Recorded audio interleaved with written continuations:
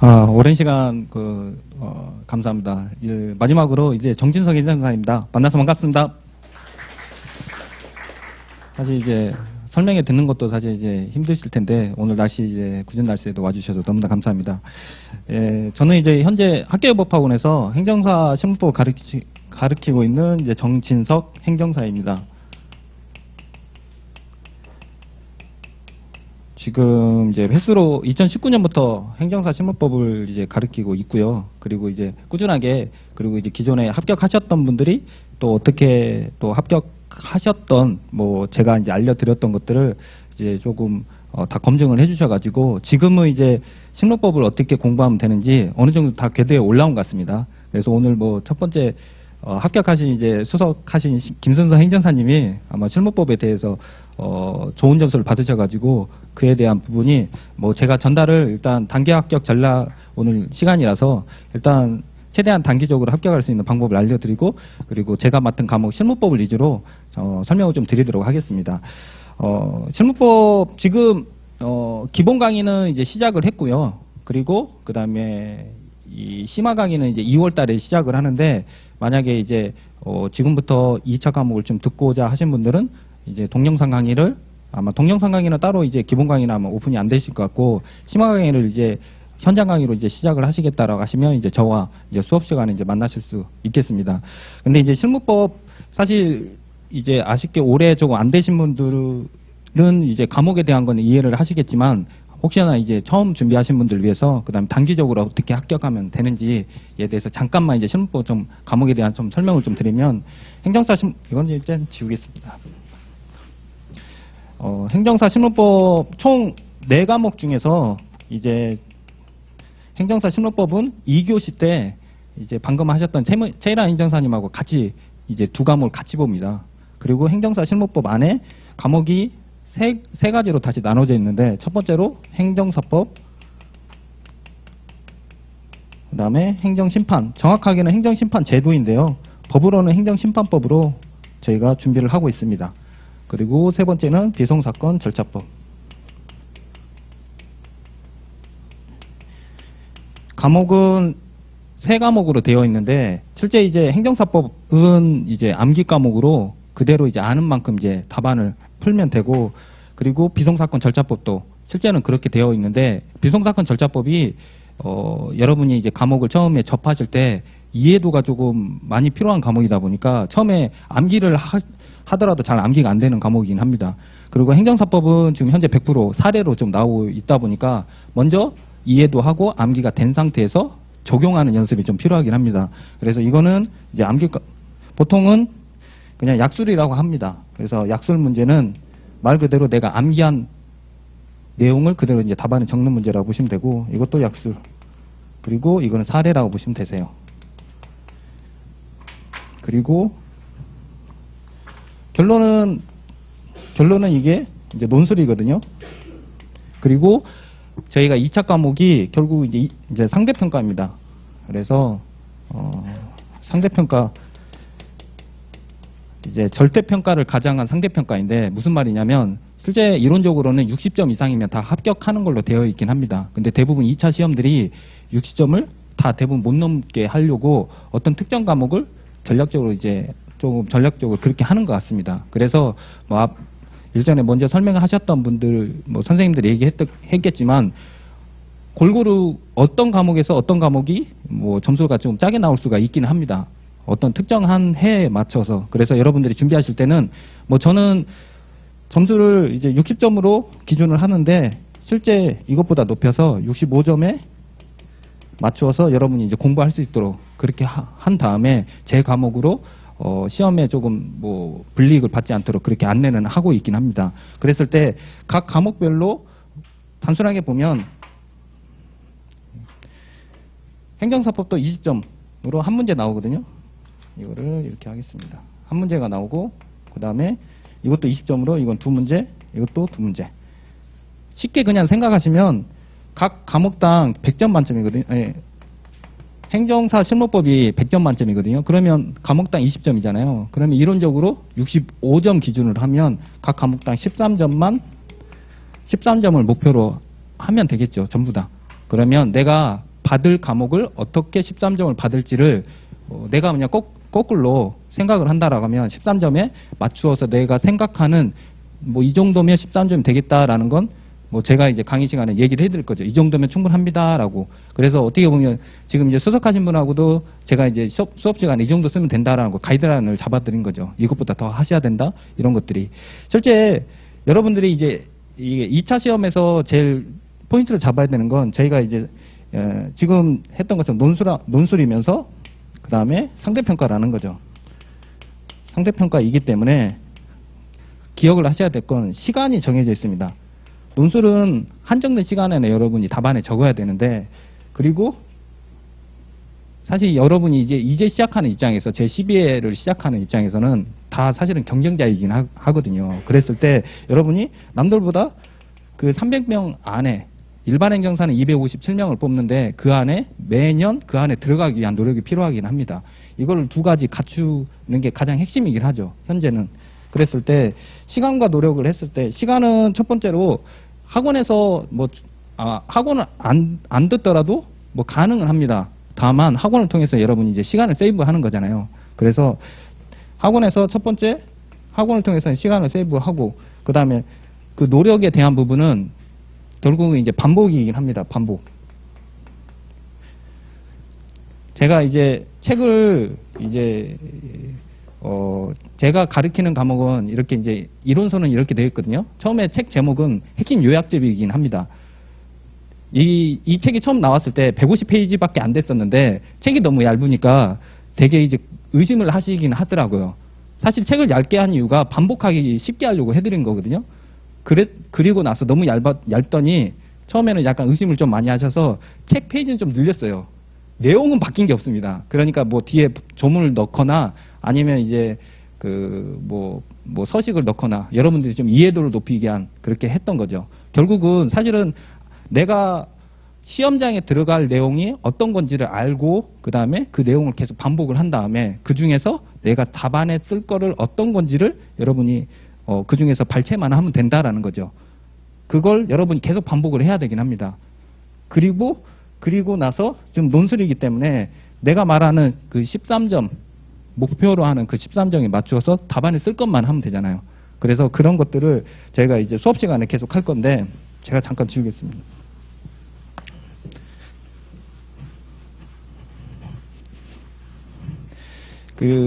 이제 저희 만약에 이제 기본 강의 말고 이제 심화 강의로 시작을 했을 때 2월 달에 이제 시작을 하는데요. 그리고 그다음에 신길전은 이제 5월 달이라고 이제 해서 있지만 이제 6월 달에 넘어가고 6월 달에 이제 사례 모의고사 있습니다.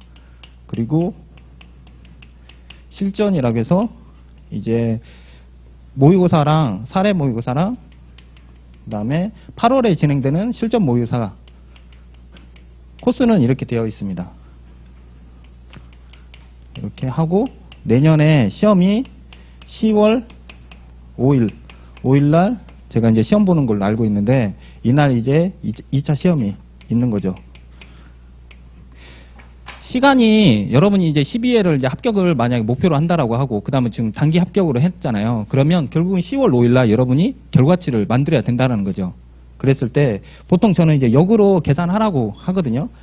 10월 5일 날 내가 시험장에 갈 내용을 마지막 정리하는 날은 결국은 10월 4일 날이거든요. 10월 4일 날 여러분이 하루 전날 어떤 교재로 그다음 어떤 내용으로 정리할지를 지금부터 최라인 전사님이 뭐 마라톤이라는 얘기를 했던 것처럼 결국은 마라톤 싸움이거든요. 그러면 만약에 내가 10월 4일 날 하루 책으로 여러분이 이제 총 4권의 책으로 정리를 한다라고 보시면 되세요. 보통 교재로 정리를 하셔도 되고 아니면 요약된 책으로 정리를 하셔도 되고 하루에 4권의 책을 4권의 요약된 걸 내가 정리할 수 있으시면 고스란히 10월 5일 날 그 결과치가 나오더라고요. 제가 아까 서두에 얘기했었잖아요. 먼저 첫 번째로 지금 시점에서 여러분이 하나는 이제 정하시는 거죠. 교재를 만약에 정했다라고 하신 다음에는 그 다음은 계속 반복이거든요. 1차 시험은 양을 늘리는 과목이에요. 잠깐만이라도 보았더라도 여러분이 답안에 그 객관식이니까 기억에 잔상이 있기 때문에 답을 찾는 데 있어서는 문제가 없는데 2차는 양을 늘리시면 안 되세요. 2차는 양을 늘리는 게 아니라 양을 줄이는 거거든요. 무슨 말이냐면 아까 약술이라는 문제는 그대로 어떤 내용에 대해서 논하시오 아니면 약술하시오 하면 양을 많이 쓰면 쓸수록 사실 좋긴 합니다만 답안에 쓰는 게 정해져 있어요. 시간이. 그렇기 때문에 내가 아는 내용을 많이 쓸 수는 있지만 많이 쓰는 만큼 다른 문제를 덜 쓰겠죠. 그러니까 아까 제가 점수를 13점으로 했었잖아요. 만약에 실제 이제 65점 기준을 하면 20점마다 65%면 13점을 맞는다라고 하면 결국은 적절하게 쓰고 또 다음 문제 넘어가고 적절하게 쓰고 다음 문제에 넘어가야겠죠. 그렇게 하려면 내가 실제 공부하는 그 교재의 양을 점점 줄이는 거죠. 점점 시간을 줄이면서 보는 거는 다 똑같긴 합니다. 그러니까 안 보는 건 아니에요. 작년에 나왔던 기출이 올해 또 기출이 나왔을 때 동차로 준비하신 분이 제일 질문이 많았던 게 뭐냐면 작년 거 또 나오냐고. 근데 제 강사 입장에서는 뭐라고 얘기하겠어요. 그러나 수업할 때는 다 보시라고 얘기해요. 왜냐하면 논리가 이어지질 않거든요. 만약에 어떤 특정한 부분을 건너뛰게 되면. 그런데 그걸 그래도 꾸준히 다 보신 분들은 그래서 올해 이제 시험 문제 나왔을 때 이제 다 답안을 잘 작성을 하시긴 하셨더라고요. 책을 제가 아까 책 페이지가 150페이지밖에 안 된다 했잖아요. 작년 거 빼고 재작년 거 빼고 하면 사실 책이 양이 몇 개 더 안 돼요. 그러니까 사실 여러분들에게 꼭 전달할 내용들을 제가 다 수록을 했기 때문에 이 중에서 보시는 책 2페이지 이게 한 300페이지 되는데 실제 여러분이 강의 시간 제가 전달하는 페이지가 150페이지밖에 안 되긴 합니다. 그리고 다른 시험 자격증 시험에 비하면 저희가 과목량이 그렇게 많지는 않아요. 그러니까 너무 그렇게 부담을 느끼지 않아도 되는 거면서 다만 내가 공부해야 될 양을 좀 특정한 다음에 그 양을 심화 강의 때 기본적으로 기본 강의와 심화 강의가 과목마다 약간 차이는 있는데 제 과목에서는 좀 더 이제 좀 줄여가지고 임팩트 있게 좀 진행을 할 거고요. 그렇게 한 다음에 심화 강의 때 내가 답안에 쓰는 연습을 최라인 전사님 얘기했던 것처럼 답안을 써봐야 되잖아요. 그렇게 해서 내가 어떤 양을 어떤 걸 적어야 될지를 먼저 체크를 한 다음에 결국은 사례 모의고사도 답안에 쓰는 거고 실전 모의고사 답안에 쓰는 건데 내가 써야 될 이 교재라는 내용을 전체적으로 좀 이해는 하고 그 다음에 암기할 내용을 어떤 걸 암기할지를 찾아야 되겠죠. 그래서 약술 문제는 사실은 보통은 약술은 사실은 이제 암기 그대로 해야 돼서 많은 분들이 이제 하는 방법이 이제 두 문자로 많이 합니다. 두 문자가 이제 안 좋은 분은 그냥 그대로 이제 하시는 분도 있고 두 문자라는 게 여러 가지 이제 앞글자 따가지고 목차를 구조한 다음에 그렇게 이제 반복을 하는 거죠. 결국은 답안에 쓰기 위한 도구에 해당이 되는 거죠. 그래서 그 하는 방법으로 본인 목소리로 녹음을 해가지고 이제 여러 번 듣는 분도 있고 아니면 이제 쓰기를 많이 하시거나 아니면 읽는 방법도 하셔도 되고요. 각자 자기 취향에 맞춰서 결국은 마지막 10월 5일 전날 내가 어떻게 할 건지 내 과목을 하루에 여러분이 책만 페이지만 넘겨도 이 시간이 한 5시간 되긴 합니다. 그거를 한번 거꾸로 생각해 보시면 될 것 같아요. 그래서 다른 책을 여러 개 하나 보기보다는 한 과목을 정한 다음에 그리고 제 과목으로 얘기하면 이미 검증을 그다음 많은 학생들이 한 과목만 보더라도 그리고 제 수업만 봤더라도 그래도 합격할 확률이 좋다라고 많이 얘기하시니까 쭉 꾸준하게 강사를 한번 선택을 하신 다음에 그리고 그 다음에는 자신의 노력은 필요합니다. 그러니까 암기를 하는 방법이 두 문자를 해서 제가 제안드리는 두 문자를 활용을 하시면 더 좋은데 다른 것도 좋겠다라면 활용을 하는 거죠. 그렇게 해서 답안에 쓰는 방식으로 하셔도 되고 시간이 정 안 되신 분은 계속 꾸준하게 읽는 거죠. 그래서 결국은 이제 반복을 해야 되는데 가장 좋은 거는 여러분이 시간을 많이 투입할 수 있으면 가장 좋긴 합니다. 그런데 이제 여의치 않으면 결국은 이제 시간 내에서 오늘 수사 가신 분도 직장 다니면서 그리고 원래 이제 직업이 있는 과정에서도 저렇게 노력을 하셨거든요. 그러면 여러분이 한정된 시간 안에 대신 꼭 주의하셔야 될 건 끊으시면 안 돼요. 만약에 내가 일주일 중에 하루 정도는 좀 쉬어야 되는 어떤 사정이 있으시면 그렇게 계속 패턴을 유지하시는 거죠. 보통 마라톤이나 아까 얘기했던 것처럼 마라톤 하는데 이제 흐름이 끊어져서는 안 되잖아요. 저도 직장 다니면서 공부를 했었는데 흐름이 끊어지면 안 되더라고요. 간혹 직장 다니신 분들이 술자리 있거나 회식이 있을 수 있잖아요. 그렇더라도 여러분이 꼭 참고 하루 정도는 책을 좀 보셔야 되긴 하더라고요. 그리고 나서 제일 중요한 게 그러니까 꾸준하게 이제 반복이라는 게 이제 꾸준하게 시간을 확보하신 다음에 그래서 시간 확보가 결국은 내가 할 수 있는 시간 확보를 한 다음에 저한테는 가장 좋았던 거는 마지막 자기 전에 한 3분에서 5분 정도를 조금 그날 봤던 걸 다시 반복을 하고 다음날 한 번 한 1분 정도 내가 혹시나 놓쳤던 거 다시 찾는 연습을 계속 하기는 했었습니다. 그래서 나의 시간이 10월 5일에 초점을 다 맞추시면서 계속 내가 짤 수 있는 시간을 먼저 확보하신 다음에, 그래서 얘기가 좀 길었지만 간단히 이거죠. 교재를 선정한 다음에 그리고 내가 가능한 시간 내에서 계속 반복적으로 계속 하는 겁니다. 사실 이러한 시간이 제일 지루한 싸움이긴 합니다. 그래서 제가 수업 시간에 그리고 이제 최일화 행정사가 그 저의 수업을 받았을 때 모습을 기억납니다. 계속 이제 그 초췌한 모습으로, 그러니까 학원 이제 박사 이제 수료할 때 이제 왔었는데 그때 이제 그 모습을 보면 사실은 이게 피곤한 상태에서 계속 수업을 들었으니까요. 여러분들 이제 사실 이제 수험 생활하는 게 제일 힘든 것도 저도 알고 있습니다. 그리고 자신의 시간과 그다음에 상황이 다들 다 다르기 때문에. 그런데 결국은 논술 시험은 자기와의 싸움인 것 같습니다. 그래서 자기와 시간에 내가 할 수 있는 시간과 그다음에 교재를 선정하신 다음에 점점 계속 하다 보면 처음에는 1회독 할 때 시간이 생각보다 깁니다. 어떤 분은 이제 두 달 반 이상 수업을 따라오다 보면 보통은, 그리고 내가 반복을 하다가 아니면 수업을 좀 못 듣거나 아니면 동영상으로 들으신 분들은 더 길어질 수 있는데 가장 힘든 게 1회독이더라고요. 그리고 논술은 계속 반복입니다. 저도 만약에 뭐 그 전부터 더 이렇게 이 방법을 더 알았으면 또 달리 다 했을 건데, 저도 이제 나이가 좀 들어서 그리고 나서 제가 이제 논술이라는 시험도 저도 30대 중반부터 시작을 했거든요. 그런데 지금에서 이제 그 방법을 안 다음에 행정사 시험을 봤더니 이렇게 제가 6회 때 수석을 했는데 그 수석이라는 뭐 그 결과도 좀 얻었던 것 같습니다. 그 노하우를 여러분들 알려드리면, 하나를 정한 다음에 계속 반복을 하다 보면 결국 시간이 줄어들더라고요. 시간이 줄어드는 그 시간이 결국 한 2번 아니면 3번, 3회독 했을 때 결과치가 나왔습니다. 그런 다음에 여러분이 이제 답안 쓰기를 2회독, 3회독 때 했을 때가 제일 일반적으로 효과적이고, 그런데 이제 심화 강의를 듣다 보면 벌써 이제 시간이 좀 지나겠죠. 그러니까 2월 달에 듣고 만약 2회독 반이 6월 달에 내가 할 수 있으면 그나마 좀 나은데 이 시간이 여러분이 이제 중간이라도 한번 이제 놓치게 되면 약간 더 딜레이가 되긴 합니다. 그러니까 한번 이제 12월 시작됐고 1월부터 아니면 이제 기본 강의를 하나라도 좀 듣거나 아니면 부득이하게 내일 2월부터 시작해야 된다면 2월부터 시작하셔도 되고요. 그래서 합격률은 확실히 2월 달부터 2월에 심화 강의 들었던 분들이 좀 합격률이 좋았던 것 같습니다. 왜냐하면 집중력의 기간이 더 이상은 미룰 수 없는 기간이라서 그랬던 것 같고, 그 다음에 작년에 한번 아쉽게 이제 떨어지신 분이 그 다음에 이제 심화 강의 때부터 다시 시작을 하거든요.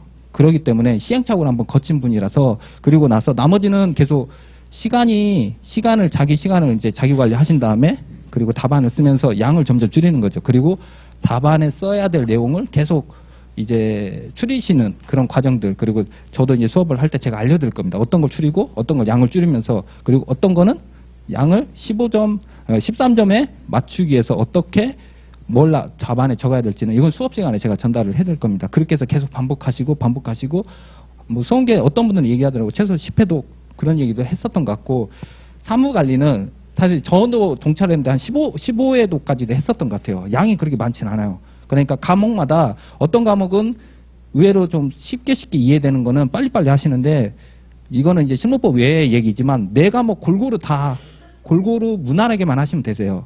결국은 무난하게. 왜냐하면 어떤 과목에서 브리타가 나오거나 어떤 과목에서 문제가 될 수가 있어서 뭐 제 과목은 최대한 쉽게 안내해 드릴 겁니다. 그렇게 해서 최대한 뭐 여러분이 실무법으로 부족하지 않도록 제가 안내해 드릴 거니까, 다른 과목은 또 다른 과목 선생님한테 여러분이 내가 부족하다 느끼면 무조건 어떻게 하든 붙잡고 그 과목에 적정한 궤도에 오를 수 있도록 하시면 합격하는데 부족함이 없게 되실 겁니다. 그렇게 하셔가지고 내년에 이제 준비하실 때 여러분이 가능한 시간을 꼭 미리부터 지금 전략을 짜는 겁니다. 그렇게 해서 마라톤으로, 그리고 나서 마지막 10월 5일 날 하루 전날은 내가 통으로 결국 일주일 싸움이거든요. 여러분이 합격을 위해서는 일주일 마지막 한 주 남은, 그리고 저희에게는 매년 좀 아쉬운 추석이 그 사이에 끼어 있더라고요. 그래서 보통은 추석 때부터 그때부터 이제 스포트를 하시는 경우가 있을 수밖에 없고 그 시간 이후부터 내년 이제 날짜를 한번 계산해 보셔가지고 그 2주 정도에 여러분이 마지막 지역제하는 시간을 그래서 마라톤이라고 많은 얘기하는 이유가 딱 그런 겁니다. 그래서 지금부터 서서히 이제 여러분이 예열을 하시고 그다음에 전략을 짜신 다음에 계속 반복적으로 그래서 자기와의 싸움이다 보니까 여러분이 이제 그 싸움을 잘 이기시면 내년에 좋은 결과 있으실 것 같습니다. 이상으로 마치겠습니다. 감사합니다.